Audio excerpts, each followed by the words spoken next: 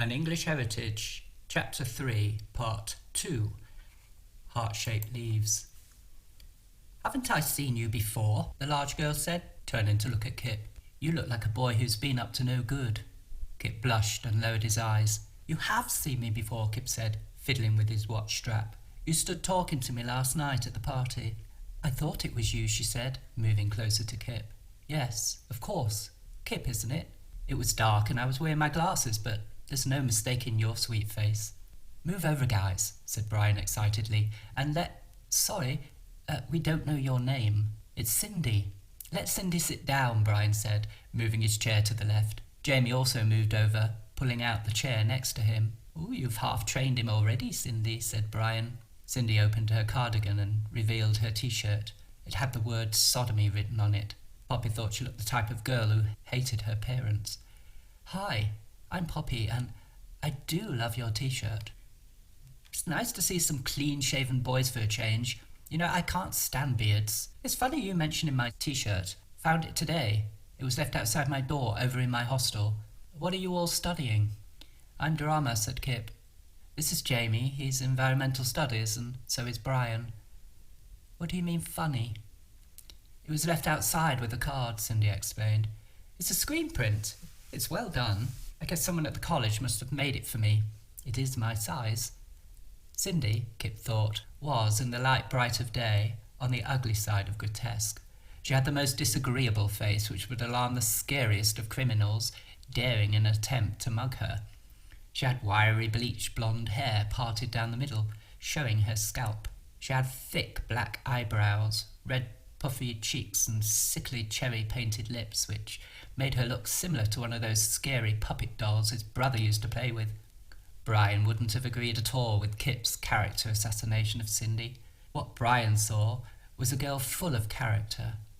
She had a happy, agreeable face which would lighten up any room she entered, sending alarm bells to the most shy and stubborn of wallflowers to join in the party.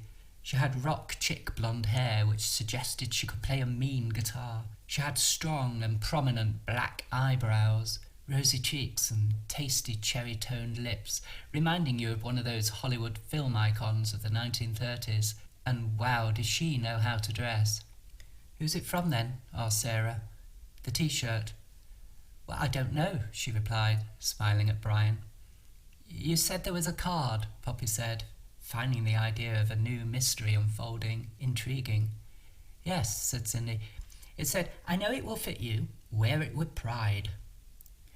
"That's a bit creepy," said Brian, doe-eyed. "What is?" asked Kip. "Wake up," said Poppy. "Finding a package outside your door, Kip, and not knowing who sent it to you." "You are funny," Cindy replied. "And a little paranoid, aren't you? Who cares who sent it? It'll be from one of the guys I met at the party. Anyway, it's only a T-shirt. It's not as if it's like 13 red roses. Now, that would be a bit creepy." "I guess," said Sarah. "What courses are you on?" "I'm fine art." "Hey, I'm looking for subjects for my work. Would any of you guys be interested in modelling for some of us girls?" "Sure," said Brian. "It's not nude photography, is it? Girls at this college seem to want to do erotica." Sarah laughed at Brian and said, "No, Brian, I don't think she'd ask you if it was for nude modelling." "We do need nude models." Sarah winked at Poppy. "There you go, boys," Sarah teased. "You finally found a girl who wants to see you without your clothes on." "Oh no, it's all very tasteful," she said. "My friend Sophia is working on a series of lithographic coloured prints in pink and blue. She wants to illustrate the male nude form as an interlocked and entangled carpet, like a pit of serpents in your garden uncoiling their bodies. Her aim is to achieve a chromatic harmony of pink and ochre, cooled by the immersion in the bluish air." "Oh, how beautiful," Sarah said. "Sounds wonderful. You guys should do it." "It sounds depraved," said Jamie. "I'm not doing that." "It does sound a bit depraved, Cindy," said Kip. "If everyone has to be entangled together without any clothes on." "You should abandon all your moralising and liberate yourselves," she said. "It is for art." Cindy looked as if she was studying the boys. After trying to see down Jamie's T-shirt, she said, "I don't suppose any of you two have any body piercings, do you?" "Hardly," Sarah laughed. Jamie has such delicate skin. You only have to stroke him and there'll be a scratch left there. Now who's being the bully? Said Poppy. Jamie can't help being a bleeder. Tell us about your work, Cindy, said Brian, eager to know more about the strange yet fascinating girl. Well, I want to create timeless ideal images using my camera, said Cindy.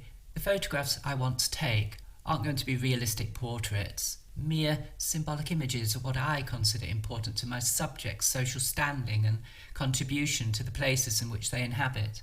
This is why I'm scouting for the right subjects. I've a few themes in mind. Supermarket trolley kids, street punks, men and women working on our roads or in our fields. Social realism if you want. I'd love to have a job as a photojournalist when I leave college. So you believe photography has the power to change society then? I do, Sarah, yes. Sometimes an image presents itself to the viewer and it changes our perception forever. Like when I'm photographing girls to look like boys or boys to appear androgynous. Sarah looked thoughtful and said, Brian and I are into filmmaking. Really? Kip replied. Documentary, I bet. Horror films, actually, Brian interrupted. I'm interested in showing the manifestation of man into beast. I've written a parody on the Gothic novel and I'd love to put it to film. You're both into horror then? Kip asked. Yeah, I love the classics. Brian does too. Not the new films. The zombie craze used to be fun when I was younger, but all the torture porn, well, I don't find these films clever anymore. You don't either, do you, Brian? I prefer the mere suggestion of horror, said Kip. I don't need to see all the gore. Anyway, horror's not my thing. Kip realised how several students sat at other tables were staring at him. I do wish people would stop gawking at me. Well, you can hardly blame them, Kip, Brian grumbled, watching him wipe the last of the egg from his plate with his finger. You did make an entrance yesterday. At this moment, a small girl with purple streaks in her black hair walked up and nudged Kip with her tray. Sorry, she said. Of course she wasn't sorry, the nudge being intentional. I didn't see you sitting there. Kip, isn't it? You're taking drama, aren't you? I've seen you. How is it everyone has seen me? Kip looked away while rubbing his legs under the table. He did this when he was nervous. You are drama, she repeated. Theatre studies, he sneered, with English literature. The girl looked for a place to sit, but as Kip was trying his best to ignore her, she decided to walk off and find another table. Kip watched the strange girl walk away before he returned his gaze to his new friends. Although Kip believed everybody at the college was talking about him, most were not. The majority were excited about starting the new college year. So you want to know why I'm interested in the tree house? We all do, said Sarah. What do you know about it? Did any of you ever meet my brother? He came to this college. His name was Hop. The gang fell silent. Hop wrote about the tree house in his diaries. He wrote what he and his friend Max talked about up there, and I wanted to see inside. No, said Sarah, shocked after realising this boy sat at their table, this Kip, was Hop's brother. We all arrived 4 years after his murder, Poppy said. Yes, I wasn't thinking. But you all know about Hop, don't you? He asked. You know he was murdered, don't you? We do, said Poppy. We're sorry to hear Hop was your brother. There are things I want to tell you, Kip, said Brian. Facts we found out about your brother and about Max, but not here, later. Yes, said Sarah, when we're somewhere more private. Kip felt elated. The whole reason for coming to this college was to find answers to the tragedy surrounding his brother's murder. Now Kip had made the friends who could have all the answers he was seeking. Do you know a girl called Catherine Brooks? Kip asked. Oh yeah, we all know Catherine, said Jamie. I need to find her, he said. I need to talk to her. You'll be lucky, said Brian. No one has seen her for years. Not since she battered the life out of her. Not in the canteen, Brian, Poppy interrupted. Catherine, as far as the fourth-year students knew, hadn't returned to the college since that fateful day when she and Ivy Goodwin had attacked her boyfriend, Mike Stewart, in the college woods. After the attack, she had disappeared. Nobody knew where she had gone.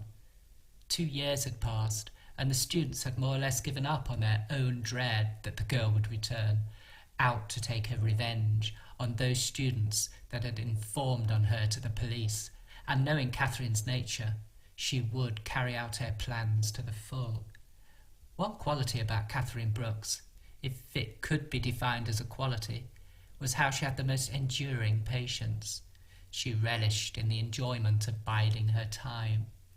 The wait was what thrilled her the most, as a huntress slowly stalks her prey and strikes when the poor creature least expects it. "She's right, Kip," said Jamie, biting his nails. "Not here." "Where then?" Kip asked. Bursting with excitement, Poppy leaned forward and whispered, "I guess it's time for a trip around the lakes, guys. We do most of our talking around the lakes. When it's about Hop and Max or Catherine Brooks, we do." "Yes," said Sarah. "Have you two explored the grounds yet?" "We haven't, have we, Cindy?" Kip said. "I'd planned to this evening with my friend Sebastian." "We'll all go together then," said Sarah. "Let's meet outside the mansion house at 6, Brian announced, getting up from his chair. So the walk was planned for the evening, and Kip felt happy. He had new friends he felt comfortable with, and to his surprise, friends with information. Kip hoped it would be Brian or Jamie, or Sarah or Poppy who had the proof he needed to find his brother's killer. One fact was certain in Kip's mind. Catherine Brooks was at the heart of the mystery surrounding his brother's death. As Brian left with Sarah, Jamie began talking to Poppy about an assignment they had to hand in. At this point, Kip, feeling left out of the conversation, turned to Cindy and said, "I was a bit scared when I first saw Brian. First impressions can be so wrong, can't they?" Now Kip had relaxed. He found Cindy's face strangely fascinating. "So you're an art student. What do you paint?" "At school, in art classes, it was always themes of sorrow and sadness," she said. "I realised how I enjoy painting pictures, exposing the harm we inflict on our world. So I paint the landscapes which show the destruction going on out there." "Oh, it's impossible trying to be creative," Kip said. "What with all the distractions and lack of sleep." "But you've just arrived at the college," she said. "You need time to settle in." "Do you have many sleepless nights?" Jamie asked, looking up from his notes he was showing Poppy. "I don't sleep." "What, never?" asked Cindy. "Not that I'm aware of," Kip replied. "No, never. Sleep deprivation will be what kills me." "I know how you feel," said Jamie. "I can lie awake for hours. You haven't been here long enough to sense it yet, but..." "Yes," Kip said. "Go on." "Well," he continued, "there's an underlying tension at this college. You'll feel it creep up on you, and when it's got you, it'll never let you go." "What do you mean?" Cindy asked. "Something evil or supernatural," said Jamie. "Don't be silly, Jamie," Poppy said. "Don't go scaring him. Kip's told us how he never sleeps at night, but he needs to know, Poppy. All I can tell you is bad things have happened at this college, bad things." Jamie was right, Kip thought. It was all true. He could sense it. Since the arrival of Hop and Max, 9 years ago to this day, the college and its grounds had become a place of fear and distrust. There was fear amongst the students that the murderer of his brother might be someone working at the college, for the murder remained unsolved. Afterwards, there was a distrust amongst the students living in suspicion of each other. Kip felt this tension, but as yet did not understand why the students were behaving this way. He had heard whispers. He had heard how most of the students were still afraid to walk the woods, especially at night, in fear of falling into the killer's hands. There was also Catherine Brooks and the mystery surrounding her disappearance. Where was the girl hiding? Was she still lurking around the college grounds? But the strangest situation of all was how many students, and some of the lecturers too, so obsessed with Hop and Max, had created a myth around the two young men. It was clear to Kip that after all these years, Hop and Max still had a powerful hold on the college. End of chapter 3.